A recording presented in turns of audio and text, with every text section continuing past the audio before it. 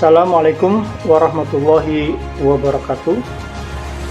Saya Dr. R. Ibnu Haitam, Sarjana Ekonomi, Magister Science, dosen tetap Sekolah Tinggi Teknologi Kedirgantaraan Yogyakarta, ingin menyampaikan terkait CPL dan CPMK mata kuliah akuntansi. CPL mata kuliah akuntansi menghasilkan peserta didik yang memahami ilmu manajerial secara umum dan mampu mengaplikasikannya di dalam dunia industri.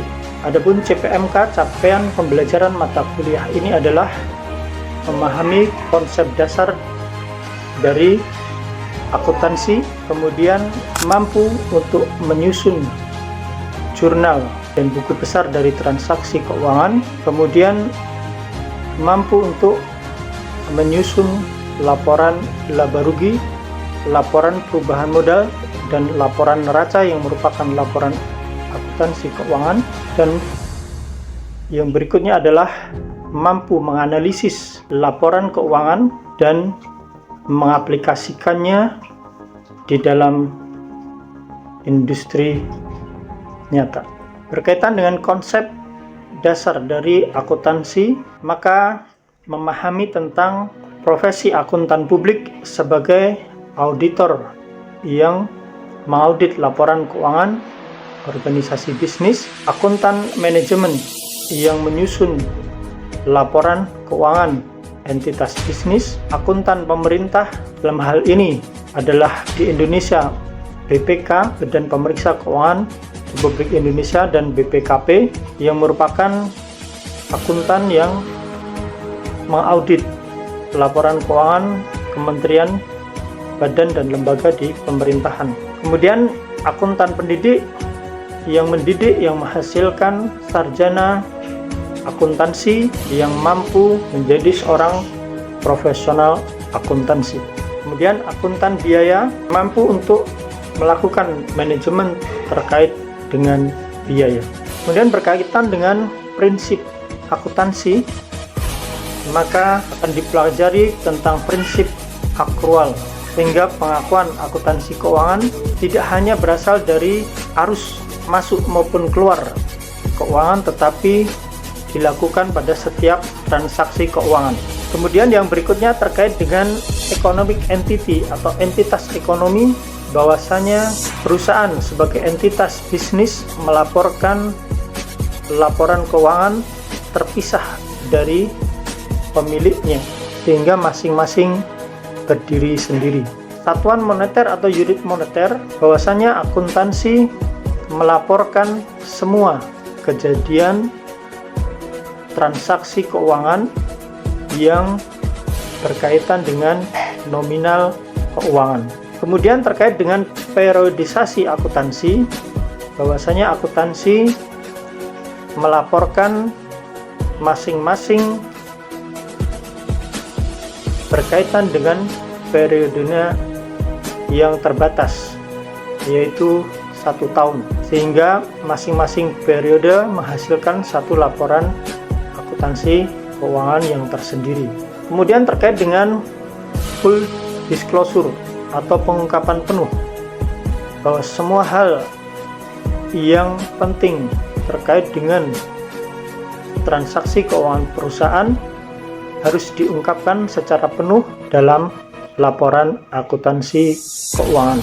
Matching principle atau prinsip mempertemukan, maka akuntansi mempertemukan antara pendapatan dengan bebannya, sehingga dihasilkan selisih antara pendapatan dan beban, sehingga diketahui laba atau rugi dari perusahaan itu sendiri. Kemudian terkait dengan prinsip konsistensi, bahwasanya akuntansi menggunakan metodenya secara konsisten, tidak berubah-ubah, sehingga dapat diperbandingkan laporan akuntansi keuangan tiap periodenya masing-masing. Kemudian terkait dengan materialitas, maka laporan akuntansi keuangan melaporkan semua informasi yang penting, yang material, yang akan mempengaruhi kinerja entitas bisnis, sehingga semuanya tanpa terkecuali dilaporkan dalam laporan akuntansi keuangan. Terkait dengan objektivitas, maka laporan akuntansi melaporkan akuntansinya secara objektif, netral, tidak melakukan pemihakan terhadap pihak-pihak yang tertentu. Kemudian untuk prinsip etika akuntansi, maka seorang akuntan harus memiliki tanggung jawab profesi dengan pertimbangan moralitas yang menghormati kepercayaan publik. Untuk etika integritas, maka seorang akuntan harus memiliki integritas sehingga memiliki kejujuran, baik itu dalam menyusun laporan keuangan maupun dalam melakukan pengauditan. Terkait dengan kompetensi dan kehati-hatian, maka seorang akuntan memiliki kompetensi profesional yang mampu menghasilkan laporan keuangan sesuai dengan standar dan menjalankannya secara berhati-hati sehingga dapat sesuai dengan standar teknis dan standar profesional.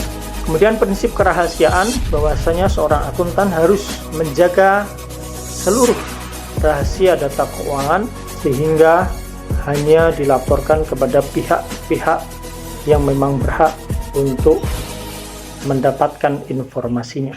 Terkait dengan kualitas fundamental, maka nilai prediksi akuntansi mampu untuk melakukan prediksi terkait dengan kinerja perusahaan pada masa yang akan datang berdasarkan pada laporan akuntansi keuangan yang sudah ada. Completeness, bahwasanya laporan akuntansi menyajikan semua secara komplit apa yang harus dilaporkan, dimasukkan ke dalam laporan akuntansi keuangan. Demikian penjelasan CPL dan CPMK dari mata kuliah ini, dan selamat menyaksikan video pembelajaran kami di kelas. Atas perhatiannya saya ucapkan terima kasih. Assalamualaikum warahmatullahi wabarakatuh. Baik, kali ini mata kuliah kita adalah akuntansi laporan keuangan, financial reporting. Kita kali ini akan membahas yang pertama adalah laporan keuangan, kemudian yang kedua adalah laporan laba rugi, yang ketiga laporan perubahan modal, yang keempat neraca, dan yang kelima adalah catatan atas laporan keuangan. Itu learning objective atau tujuan dari pembelajaran kita. Baik, kita masuk kepada yang pertama, financial reporting atau laporan keuangan bahasa Indonesia. Ada yang tahu laporan keuangan terdiri dari apa saja? Ada 3, Bapak. Yes. Yang pertama itu adalah neraca, yang kedua laba rugi, dan yang ketiga itu perubahan modal. Nah, laporan keuangan seperti yang disampaikan Taruni bisa. Yang pertama adalah laporan laba rugi atau bahasa Inggrisnya adalah income statement. Kemudian yang kedua adalah laporan perubahan modal atau equity statement. Dan yang ketiga adalah neraca atau balance sheet. Baik. Kemudian yang pertama yang akan kita lakukan ketika membuat suatu laporan keuangan adalah kita membuat yang namanya jurnal. Jurnal ini muncul dari yang pertama, yang sebelumnya adalah transaksi keuangan. Jadi transaksi keuangan ini muncul dari operasional perusahaan. Kemudian tadi disebutkan yang pertama adalah neraca sendiri terdiri dari 2, yang pertama aktiva dan yang kedua adalah pasiva. Aktiva dan pasiva. Aktiva terdiri dari aktiva lancar dan aktiva tetap. Kemudian untuk pasifan terdiri dari hutang dan modal. Hutang dan modal. Ini yang dinamakan dengan neraca. Kemudian yang berikutnya adalah aktiva. Apa itu aktiva? Aktiva adalah harta sumber ekonomi dari perusahaan itu sendiri. Ini namanya aktiva. Kemudian apa itu modal atau equity? Modal atau equity adalah hak dari pemilik perusahaan. Kalau di PT namanya saham. Jadi hak dari para pemilik. Kemudian yang berikutnya adalah hutang. Apa itu hutang? Hutang atau liability atau debt. Hutang adalah kewajiban yang harus dibayarkan kepada pihak ketiga. Seperti itu. Jadi intinya di sini adalah persamaan akuntansi. Aktiva sama dengan hutang plus modal. Ini persamaan akuntansi dasar. Kemudian yang berikutnya, aktiva tadi seperti saya sebutkan sebelumnya terdiri aktiva lancar dan aktiva tetap. Aktiva lancar terdiri dari kas, peralatan dan perlengkapan.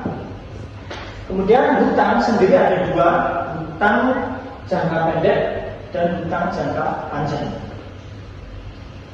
Hutang jangka pendek apa? Hutang yang harus dibayar kurang dari 1 tahun. Kalau hutang jangka panjang boleh dibayar lebih dari 1 tahun. Kemudian kita masuk kepada yang berikutnya, laporan laba rugi. Laporan laba rugi adalah laporan yang menunjukkan selisih dari pendapatan perusahaan dengan beban perusahaan. Pendapatan ada pendapatan jasa, ya. Ada pendapatan manufaktur, ya. Ada pendapatan dari penjualan produk. Beban, kita lihat beban ada beban listrik, ya. Ada beban iklan, ya. Ini namanya beban.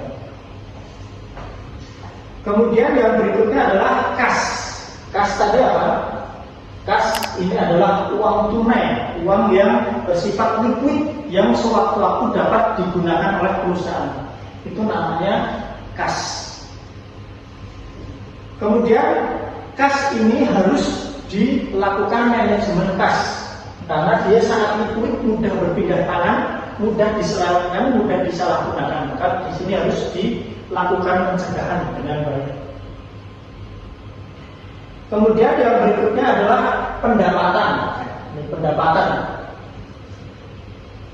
Pendapatan itu apa? Di sini disebut arus manfaat ekonomi. Jadi pendapatan di sini arus masuk manfaat ekonomi. Perusahaan mendapatkan manfaat ekonomi. Dari aktivitas apa? Aktivitas bisnis normal. Kalau perusahaan penerbangan, aktivitas bisnis normalnya misalnya pembelian, penjualan tiket pesawat, kan? Seperti itu. Kemudian yang berikutnya adalah beban. Apa beban? Seperti kita lihat di situ adalah aset keluar, realisasi pendapatan, penurunan manfaat ekonomi. Jadi di sini penurunan manfaat ekonomi namanya beban. Pendapatan dikurangi beban nanti akan diketahui laba atau rugi dari suatu perusahaan itu sendiri. Kemudian kita lanjut kepada yang berikutnya adalah utang tadi. Utang adalah kewajiban pada pihak ketiga yang harus dibayar oleh perusahaan dalam jangka waktu kurang dari 1 tahun maupun lebih dari 1 tahun. Kemudian yang berikutnya adalah perlengkapan. Di sini perlengkapan adalah barang habis pakai yang bersifat kecil. Di situ contohnya ada kursi, staples, cat, filing kabinet, etalase, ya, pena, pensil, itu adalah perlengkapan. Kemudian peralatan apa? Peralatan adalah alat dukung operasi yang bersifatnya ukurannya lebih besar, tahan lama, memiliki manfaat yang lebih panjang. lebih dari 1 tahun. Itu namanya peralatan. Contohnya di sini ada mesin, truk, mobil, peralatan kantor, kendaraan, perangkat elektronik, komputer, bis, mesin dan sebagainya, itu yang bersifat lebih besar, namanya peralatan. Kemudian yang berikutnya sifat agung tadi sudah ya, persamaan akuntansi, rival sama utang plus modal. Kemudian asumsi. Asumsi yang pertama adalah asumsi monetary unit. Jadi yang masuk ke dalam laporan keuangan itu hanya yang bernilai moneter, bisa rupiah, bisa dolar, yang di luar itu tidak bisa masuk. Kemudian economic entity, ini adalah entitas yang terpisah antara perusahaan satu dengan perusahaan lain, itu bersifat terpisah. Kemudian time period, memiliki periode waktu per tahun 2026, 2027, 2028. Jadi di sini adalah laporannya per tahun. Baik, sekarang kita ambil contoh ya. Misalnya di sini transaksi keuangan. Bapak ini mendirikan PTI dengan menyetorkan modal 10 juta pada tanggal 1. Kemudian pada tanggal 2 terjadi pembayaran iklan. Jadi ada biaya expenses iklan sebesar 1 juta. Kemudian tanggal 3 pembelian peralatan 3 juta rupiah secara kredit. Secara kredit artinya secara hutang. Misalnya peralatan komputer seperti itu. Kemudian tanggal 4 di sini ada pendapatan atau revenue. Pendapatan sebesar 5 juta. Misalnya perusahaan memberikan jasa konsultasi seperti itu. Kemudian yang kelima, tanggal 5 perusahaan memberi perlengkapan 500.000 secara tunai atau cash atau tunai. Dari transaksi yang ada ini, kemudian kita buat yang pertama adalah penjurnalan, journalizing, penjurnalan. Tanggal 1 kita buat di sini cashnya di debit 10 juta, modal di kredit 10 juta. Tanggal 2 beban di debit 1 juta, kas di kredit 1 juta. Tanggal 3 pembelian peralatan secara hutang, peralatan bertambah 3 juta, hutang bertambah 3 juta. Tanggal 4 ada pendapatan di sini kas 5 juta, dapat uang kas baru uang tunai 5 juta, pendapatan bertambah 5 juta. Kemudian yang berikutnya tanggal 5 pembelian perlengkapan 500.000, kasnya berkurang 500.000. Yang pertama kita sudah buat penjurnalan. Kemudian setelah dari penjurnalan, kita langkah selanjutnya adalah langkah yang ketiga dari transaksi jurnal, kita masuk ke buku besar.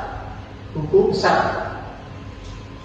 Dari buku besar ini bisa kita lihat di sini ada masuk modal 10 juta, berkurang beban pikiran 1 juta, bertambah pendapatan 5 juta, berkurang pendapatan 500.000, sehingga 13.500.000. Ya kan? Jadi di sini kasnya 13.500.000. Kemudian modalnya berapa tadi? Dari sini kita cari modalnya hanya 10 juta, beban 1 juta, hutang 3 juta, peralatan, pembelian peralatan tadi 3 juta, kemudian perlengkapan 500.000, ya, pendapatan 5 juta. Ini buku besar masing-masing. Dari buku besar ini kita akan masuk ke langkah keempat, yaitu di sini kita membuat laporan laba rugi. Laporan laba rugi. Yang perlu dibuat laporan laba rugi, kita mencari pendapatan. Di sini kita dapatkan pendapatan ada 5 juta, dikurangi beban ada 1 juta.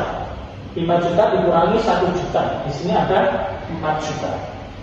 Jadi kita sudah bisa mendapatkan income statement atau laporan laba rugi 4 juta. Nanti yang masuk di dalam laporan keuangan yang resmi kita munculkan, misalnya perusahaan go public, dilaporkan di Bursa Efek Indonesia itu hanya tiga ini. Jadi yang transaksi ini dia tidak masuk, yang masuk hanya tiga: laporan laba rugi, laporan modal, sama neraca. Kemudian yang berikutnya, setelah dari laporan laba rugi, kita baru bisa membuat laporan perubahan modal. Modal awal 10 juta. Di sini kan modal awal 10 juta. Dari modal awal kita akan mencari modal akhirnya. Modal akhir kita bisa dapat dari penambahan atau pengurangan dari laba atau rugi. Dari sini kita laba rugi kita dapatkan 4 juta, ya. Laba 4 juta. Berarti kita mendapatkan modal akhir di sini 14 juta. Ini tanggal 31 Desember. Ini laba rugi juga tanggal 31 Desember. Ya, seperti itu. Kita lihat di sini. Nah, misalnya di sini PT Smartphone, laporan laba rugi income statement 31 Desember, pendapatan revenue 5 juta, beban expense 1 juta, laba bersih net income menjadi 4 juta. Dari situ kita masuk langkah yang berikutnya, membuat laporan modal atau earnings equity statement. Laporan perubahan modal 31 Desember.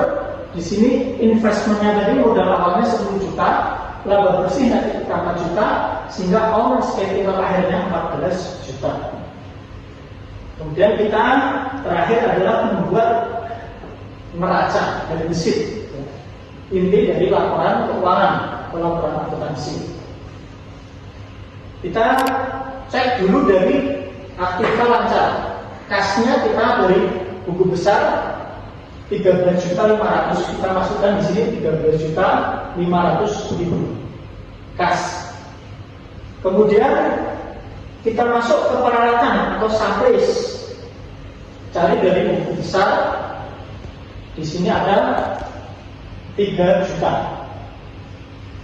Ada 3 juta supplies ini. 3 juta ya. Kemudian kita buat lagi aktiva lancar berikutnya, didapat perlengkapan di sini 500.000. Perlengkapan 500.000, sehingga aktiva lancarnya kita sudah dapat ada kas, peralatan, perlengkapan. Seperti itu. Kemudian yang berikutnya hutang liability.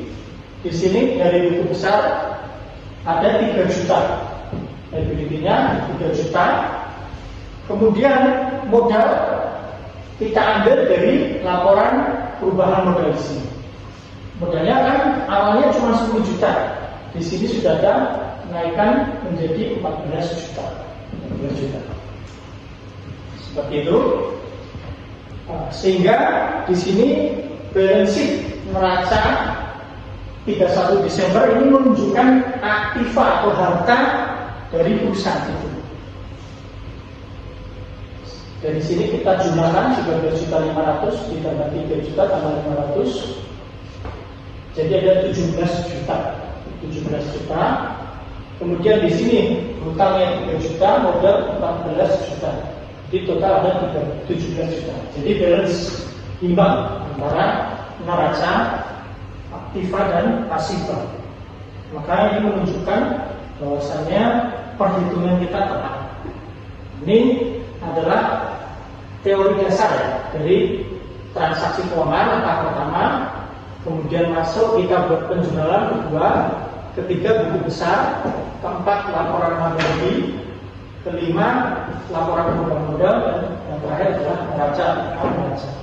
Inilah yang nanti akan dijadikan perusahaan untuk melihat bagus atau tidaknya suatu perusahaan adalah dari laba rugi, laporan perubahan modal, dan neraca.